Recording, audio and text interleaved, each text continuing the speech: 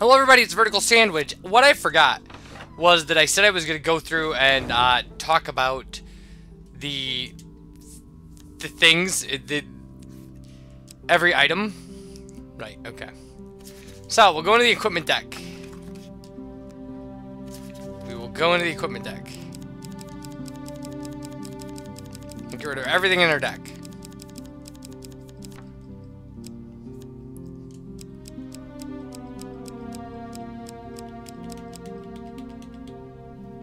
And inspect them all. So, well, sword is a standard weapon. Axe is a standard weapon.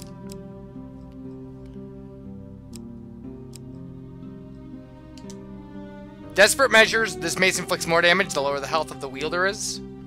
This holy weapon symbolically represents the power of the spirit to gain more strength through adversity. Frostfang. Each hit slows the target with cold. Press L1 button to shoot a cone of ice. This sword inflicts cold damage on each hit and has a chance to freeze foes for a brief time. Okay, maces are standard. Huge hammer. As you string together consecutive attacks, you do greatly increase damage. Press L1 button to unleash a force explosion. A weapon meant for half-trolls, ogres, and other giant inhabitants of the realm. The Hellblade. Enemies killed with the Hellblade leave their souls ready to be reaped. Press L1 button to explode their souls, increasing your attack speed and damage. A blade retrieved from the depth of the underworld, ready to claim the souls of the living. Mortal Whimsy. This weapon randomly takes the properties of a different weapon each combat. Although suited to the current combat situation as often as not, many an adventurer has blamed the chaotic nature of this weapon for their eventual downfall. The Kraken Claw cleaves through the shields of lizard men and causes them great damage. Your most devastating blows cause damage around your target. It's a brave or foolish scavenger that scrounges for Kraken Claws, however, they can be forged into powerful weapons. The Skeleton King Sword. High tier attacks heal the wielder. Press L1 button to drain health from surrounding enemies. A trophy you recovered from slaying the undead king. The Blood Crescent. Press L1 button to perform a killing blow that also drains your health. Countless use as a sacrificial blade during ceremonies. Countless use as a sacrificial blade during ceremonies to the dark gods has left this blade steeped in corruption and sorrow. The Dragon Tongue. Each hit ignites the target. Press L1 button to shoot fire from the sword. One of the dragon relics wielded by Torin, Slayer of Dragons, in the Second Age.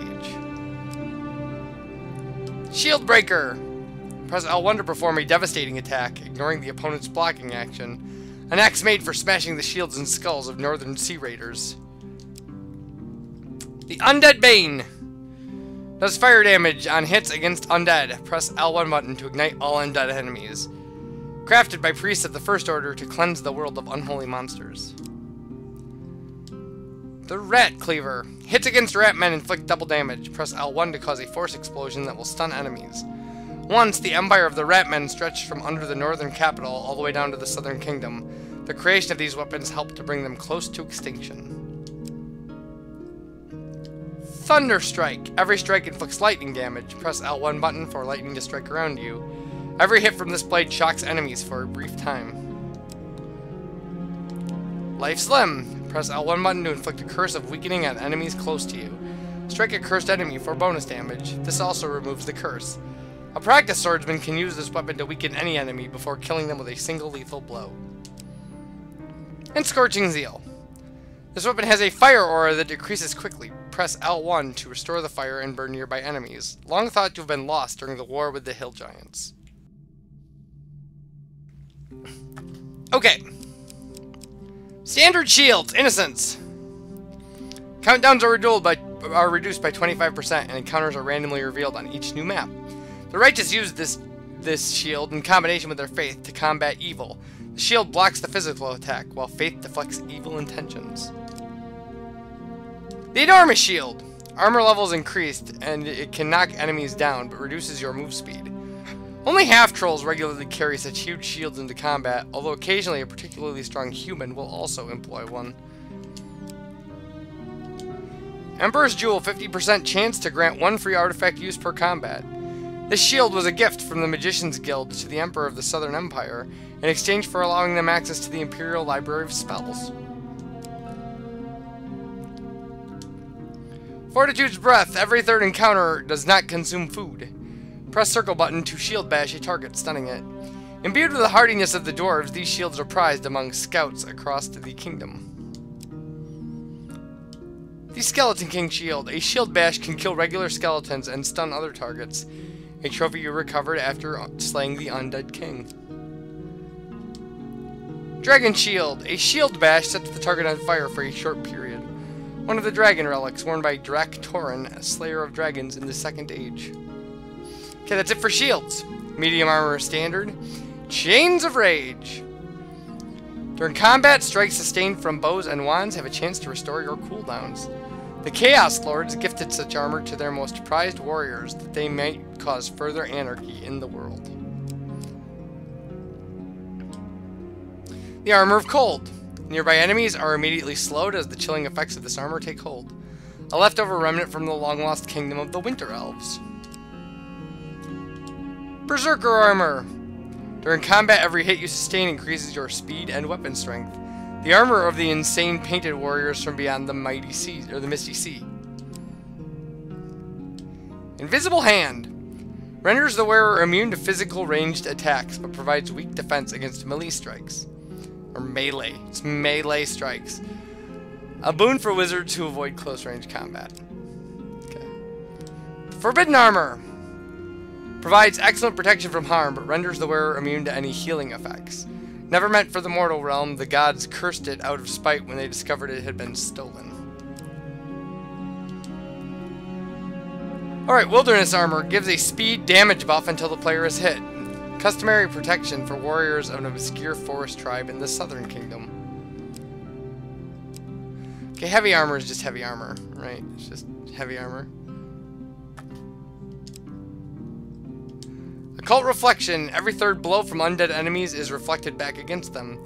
Crusaders into the Fallen Lands wore this armor in a vain attempt to survive the perils of that undead kingdom. Mithril. Heavy armor with no speed penalty. Finally crafted from the rarest metal known in all the kingdoms. Immovable Object. During combat, this armor grows stronger with every blow sustained. An adventurer clad in this armor will baffle the enemies attempting to inflict damage. It's actually a pretty cool item. Armor of the Watcher. The wearer of this armor is invulnerable for 1 second in every 5. The Archwizard Grimbald discarded the armor as a failed magical experiment. It's, again, a pretty cool item for this one, too. Dragon Armor, which you all know and love. During combat, you leave behind a trail of flame that damages any who pass through it. And one of the dragon relics, which is standard, worn by Torin, Slayer of Dragons in the Second Age. Depth of Night. Once per encounter, the player may choose to discard randomly drawn monster cards and draw again. In the shadows of the night, a stealthy warrior may choose their victims. Alright, on to helmets! There's so many helmets and gloves and everything else. Ugh.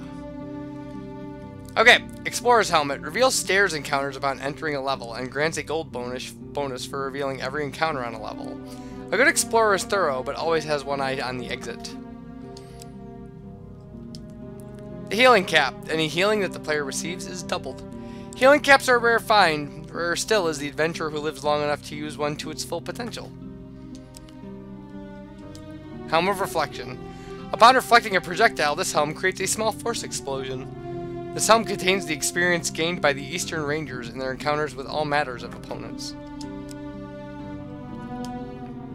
Angel's Wings. This helm imbues the wearer with greater movement speed. In their angelic wisdom, these celestial powers only offer their favor to those willing to pay a tithe to their churches. Alright, the Great Helm of Reinforcement. This unique item upgrades the class of your armor from light to medium, from medium to heavy. This was a gnomish invention built from clasps and straps and odd pieces of metal scraps. Is that a little rhyme there? Fool's Gold. On every weapon ability usage, all bandits are stunned for 3 seconds. Every bandit killed nets the player 2 gold. The protection afforded by this item of clothing comes at a price, a chronic mishandling of gold from all sources. Fate's Folly. Success chance cards award gold. The fate of mortals is fickle and precarious. Only a fool relies on luck or destiny. The Skullcap of Prophecy. Any magical weapon ability used that kills a creature also refreshes the artifact cooldown. An obscure band of magic users who lived in a remote cave system created this item for unknown reasons. Okay, Mage's Mask. Hits on the player have a 20% chance of creating a mage shield around them. A mage is likely to enchant the troops and then disappear before the bloodshed starts, as they are to hang around and lob fireballs. The ones that do hang around tend to have their own methods of protection. City Guard. There's a quote from just City Guard. Okay, Goblin King Crown. Wearer takes reduced damage from traps. This crown was removed from the Goblin King's own treasure vault by a daring human. Alright, Hernia's Antlers. Lizardmen take double damage from the player's attacks. Hernia's protection benefits all who wear this helm. Alright, the Scavenger's Cap. Whenever the player gains food, they will receive 45% extra food. The Ratmen consider the skill of finding every last scrap of possible food in art form. This headgear grants that power to the wearer. The Mask of Extortion. Increased attack damage based on inverse of player's gold. The greedy king of a faraway kingdom requires his troops to wear these, compelling them to slowly give him all of their gold.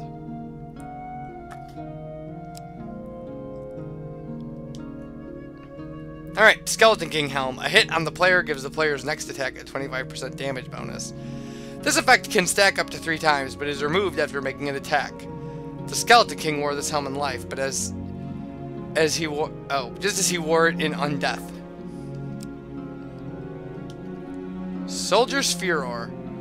Attack speed is increased by 10%, but cooldown time is also increased by 10%. Most veteran soldiers agree that they need only hit faster and do not covet other magical effects. Okay, this is going to turn into 2 videos, isn't it? Mage's Scorn. Cooldowns are reduced by 10%, but damage is also reduced by 10%. Many mages prefer garments such as these above all others, claiming that the reduced magic output of spells is less important if they may be deployed with greater frequency. The Golden Mask. Gain 15% more gold. The Golden Mask was once passed to each new kingdom of the dwarves, and with it, their utter revulsion for undead and forest creatures. Clairvoyant Helm. One normal chance card glows red in each chance encounter. Wizards know that there is no such thing as luck.